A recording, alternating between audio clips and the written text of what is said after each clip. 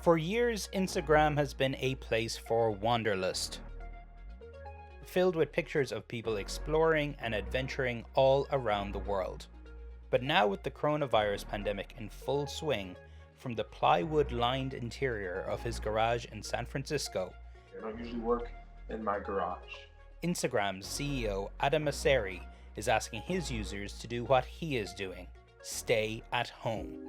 Adam, what role do you see Instagram playing in this new world we're all living in? People working from home, people being very anxious about this virus. We're hoping to play two roles. One is to help keep people safe, primarily by encouraging them to stay home, but also direct them to good, accurate information. And the other is to bring people together. We launched a stay home sticker, which allows you just to add a sticker that just says stay home to your stories. And then we launched a stay home story, which shows up at the top of Instagram. And if you tap on that, you can see everyone who's used that sticker that you follow. There might be friends, there might be creators, there might be public figures, but to try and encourage people to stay home and to stay safe. Finding accurate information online during this pandemic is a matter of life or death. In response, Instagram has implemented new policies to combat rampant misinformation. I know one thing that reporters and campaigners will often point out, particularly about anti-vaccine misinformation, is the search bar. Yeah. When people put vaccine into the search bar, sometimes misinformation will show up.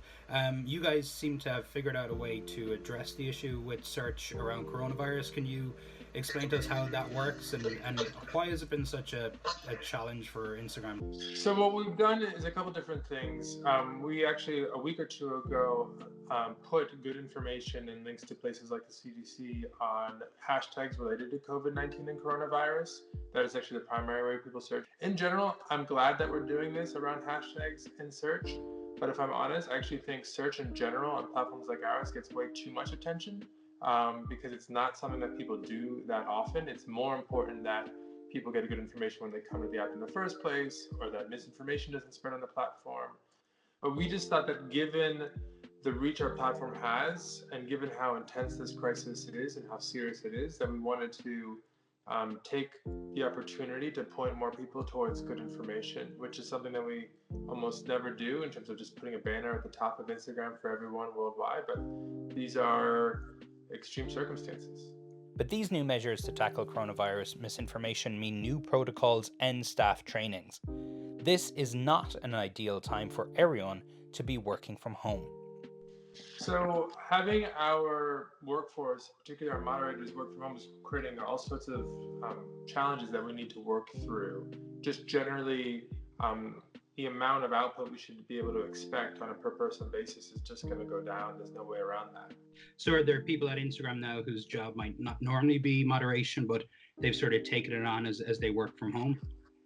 Across the whole Facebook company, yeah, we're having people volunteer, we're hiring more people where we can, we're moving more work from lower priority problems to higher priority problems. What's the experience like running one of the best known companies in the world from your garage?